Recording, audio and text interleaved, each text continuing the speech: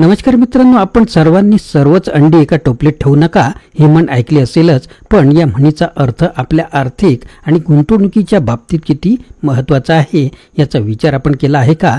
या व्हिडिओमध्ये आपण जाणून घेणार आहोत की गुंतवणुकीत विविधता का आवश्यक आहे आणि यामुळे आपण कसे आर्थिक सुरक्षित राहू शकतो. मित्रांनो, तुम्ही जर एकाच टोपलीत सर्व अंडी ठेवलीत आणि जर ती टोपली खाली पडली तर एकाच झटक्यात तुमची सर्वच अंडी फुटून जातील.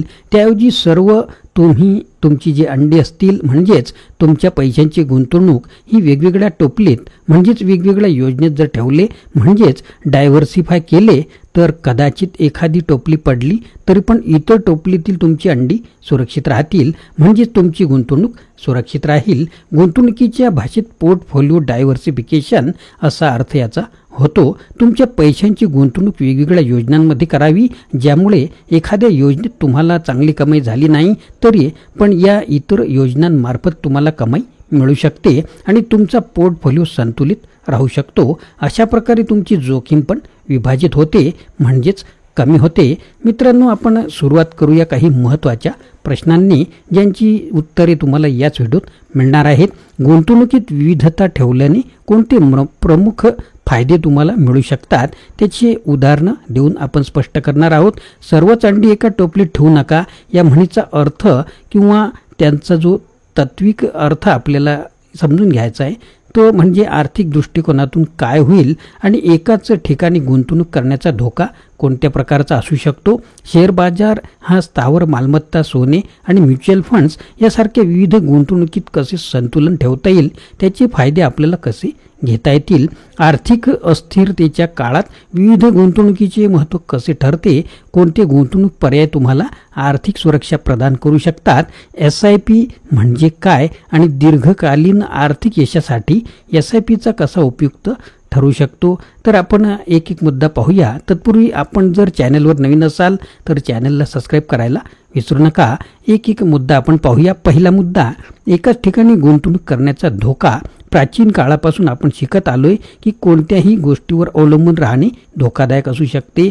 याच प्रकारे एकाच ठिकाणी सगळे पैसे गुंतवणे हे आपल्याला मोठे संकटात टाकू शकते. उदाहरणार्थ, जर तुम्ही सर्व पैसे फक्त शेअर मार्केटमध्ये गुंतवले आणि मार्केट जर कोसळले तर तुमचे सर्व पैसे बुडू शकतात. म्हणूनच विविध ठिकाणी गुंतवणूक करणे हे आपल्याला आर्थिक संकटांपासून वाचू शकते. दुसरा मुद्दा म्हणजे विविध गुंतवणुकीचे फायदे. फायदे कोणते आहेत तर धोका कमी होतो. जेव्हा आपण पैसे वेगवेगळ्या ठिकाणी गुंतवतो तेव्हा तुमचा एकूण धोका हा कमी होतो. उदाहरणार्थ, शेअर मार्केटमध्ये गुंतवणूक करत असतानाच तुम्ही काही पैसे सोने, काही पैसे म्युच्युअल फंडमध्ये किंवा स्थावर मालमत्ता यासारख्या ठिकाणी गुंतवू शकता. त्यामुळे एका ठिकाणचे नुकसान दुसऱ्या ठिकाणी झालेल्या फायद्याने भरून निघू शकते. दुसरा मुद्दा असा आहे की लाभाची संधी वाढू शकते. विविध ठिकाणी गुंतवणूक केल्यास विविध क्षेत्रांतून तुम्हाला लाभ मिळण्याची अधिक शक्यता असते. उदाहरणार्थ, जर सोने आणि रिअल इस्टेटमध्ये जर घसरण झाली तर शेअर बाजार किंवा म्युच्युअल फंड यामध्ये तुम्हाला चांगला परतावा मिळू शकतो. पुढचा मुद्दा असा आहे की अस्थिरतेपासून सुरक्षा. विविध प्रकारची गुंतवणूक आपल्याला बाजारातील अस्थिरतेपासून सुरक्षित ठेवते. उदाहरणार्थ, 2008 साली जागतिक आर्थिक मंदीमुळे शेअर बाजार कोसळला होता, परंतु ज्यांनी सोने किंवा स्थावर मालमत्तेत गुंतवणूक केली होती ते नुकसान टाळू शकते. पुढचा मुद्दा असा आहे की विविधता आणण्यासाठी काही उपायसुद्धा आहेत. ते कोणते तर शेअर मार्केट आणि म्युच्युअल फंड. शेअर मार्केटमध्ये गुंतवणूक करणे धाडसी असू शकते, पण योग्य वेळी गुंतवणूक केल्यास उत्तम परतावा हा मिळू शकतो. त्याचबरोबर म्युच्युअल फंड्स हे शेअर बाजाराच्या अस्थिरतेपासून थोडे सुरक्षित असतात, त्यामुळे ते एक सुरक्षित पर्याय असू शकतात. स्थावर मालमत्ता, घर किंवा जमिनीमध्ये गुंतवणूक करणे ही नेहमीच दीर्घकालीन फायदेशीर ठरू शकते. स्थावर मालमत्तेची जी किंमत आहे ती वाढत असल्याने तुम्हाला येत्या काळात चांगले उत्पन्न मिळू शकते. सोने आणि इतर मौल्यवान वस्तू. भारतीय संस्कृतीत सोने हे सुरक्षित गुंतवणुकीचे प्रतीक मानले जाते. आर्थिक अस्थिरतेच्या काळात सोने तुमच्या गुंतवणुकीला सुरक्षित ठेवते.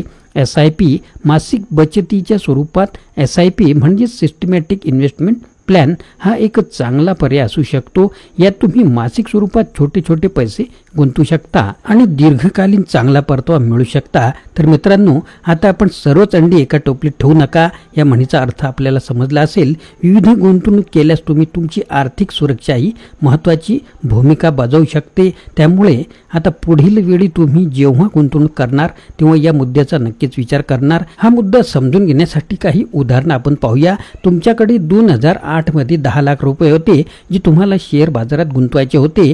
त्यावेळेस शेअर बाजार तेजीत होते आणि वार्षिक 15% अधिक मिळकतीची शक्यता होती। यामुळे तुम्ही सर्वच पैसे शेअर बाजारात गुंतवले। त्यानंतर बाजारात खूप मंदी आली आणि एकाच वर्षात 52% पर्यंत जर घट झाली तर 1 जानेवारी 2008 ते 31 डिसेंबर 2008 या दरम्यान निफ्टीमध्ये मिळालेल्या मिळकतीच्या आधारे हा मुद्दा आहे।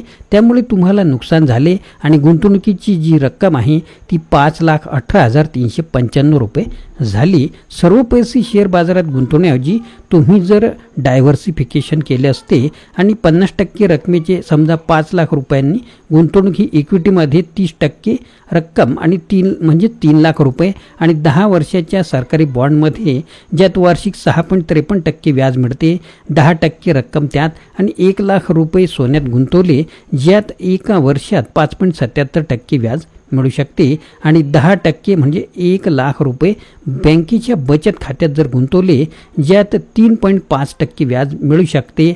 असे जर केले तर तुमचे नुकसान 52% वरून घसरून 23% म्हणजे जवळपास 2,30,343 रुपये झाले असते। अशा प्रकारे जोखमीत नोंदपात्र घट होऊ शकते। या उदाहरणामध्ये आपल्याला असे दिसून येते की गुंतवणुकीविषयी विपरीत परिस्थिती असेल आणि मिळकत घटत असेल तर पोर्टफोलिओ डायव्हर्सिफिकेशन केल्यामुळे तुमच्या नुकसानात घट होते आणि ते नुकसान मर्यादित होऊ शकते। बाजार कोणत्या दिशेने जाणार, कोणत्या ॲसेट क्लासमध्ये तेजी होईल, कोणत्या ॲसेट क्लासमध्ये मंदी येणार हे अगोदरपासून माहीत नसल्यामुळे वेगवेगळ्या ॲसेट क्लासमध्ये गुंतवणूक केली पाहिजे। यामुळे तुमची जोखीम ही संतुलित होऊ शकते।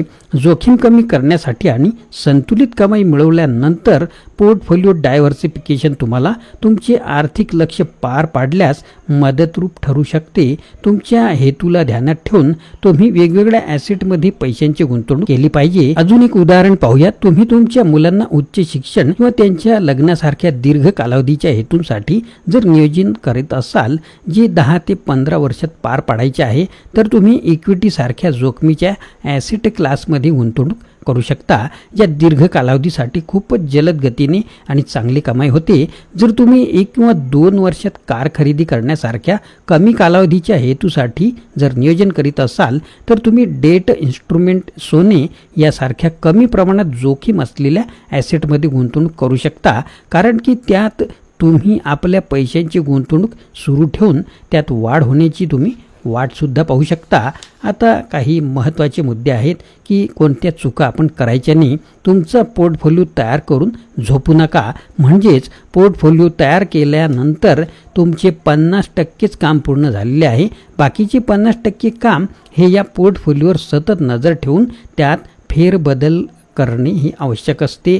निश्चित कालावधीच्या अंतराने किंवा निश्चित मूल्यांमध्ये फेरफार होतो तेव्हा, तसेच तुम्ही तुमचे लक्ष्य गाठण्याच्या जवळ असाल तेव्हा या पोर्टफोलिओमध्ये फेरफार करावा लागतो। अनेक निष्णात गुंतवणूकदार तुमच्या पोर्टफोलिओची दर 3 महिन्यांनी समीक्षा करण्याचा सल्ला देतात आणि वर्षातून एकदा त्यात महत्त्वाची फेरबदल करून त्यात परत संतुलन करायला सांगतात।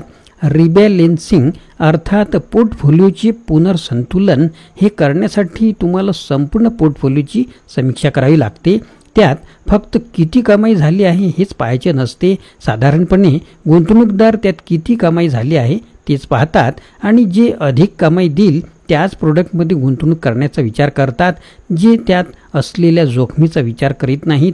योग्य ॲसेट ॲलोकेशन म्हणजेच निश्चित योजनेतील गुंतवणुकीचा लाभ घेण्यासाठी गुंतवणूकदाराला शिस्त पाळावी लागते आणि समयांतराने बाजाराची चक्र म्हणजेच मार्केट सायकल हे पण समजून घ्यावे लागते। मित्रांनो, शेवटी एक प्रश्न तुमच्यासाठी की तुम्ही कोणत्या प्रकारची गुंतवणूक करत आहात? तुमचे विचार तुम्ही कमेंट बॉक्समध्ये नक्कीच सांगा। सुधीर जो फक्त शेअर मार्केटमध्ये गुंतवणूक करत होता 2020च्या आर्थिक घसरणीमुळे त्याला मोठे नुकसान झाले, परंतु त्याचवेळी त्याच्या मित्रांनी सोन्यात आणि स्थावर मालमत्तेत जर गुंतवणूक केली होती तर त्याने तोट्यापासून बचाव केला आणि आर्थिक संकटातून तो बाहेर पडला. यातून आपण शिकू शकतो की एकच ठिकाणी गुंतवणूक करणे ही धोकादायक असते, तर विविधता हा आर्थिक यशाचा मंत्र आहे. मित्रांनो, वित्तीय तज्ज्ञांच्या मते गुंतवणुकीत विविधता ठेवल्याने दीर्घकालीन फायदा होत असतो. 2008 साली झालेल्या जागतिक आर्थिक मंदीत अनेक गुंतवणूकदारांनी विविध गुंतवणुकीमुळे आपले नुकसान टाळले. तुम्हाला हा व्हिडिओ आवडला असल्यास तुम्ही लाईक करा, शेअर करा आणि आमच्या चॅनलला सबस्क्राईब करायला विसरू नका. पुन्हा भेटूया अशाच प्रकारच्या आर्थिक जागृता विषयक व्हिडिओमध्ये.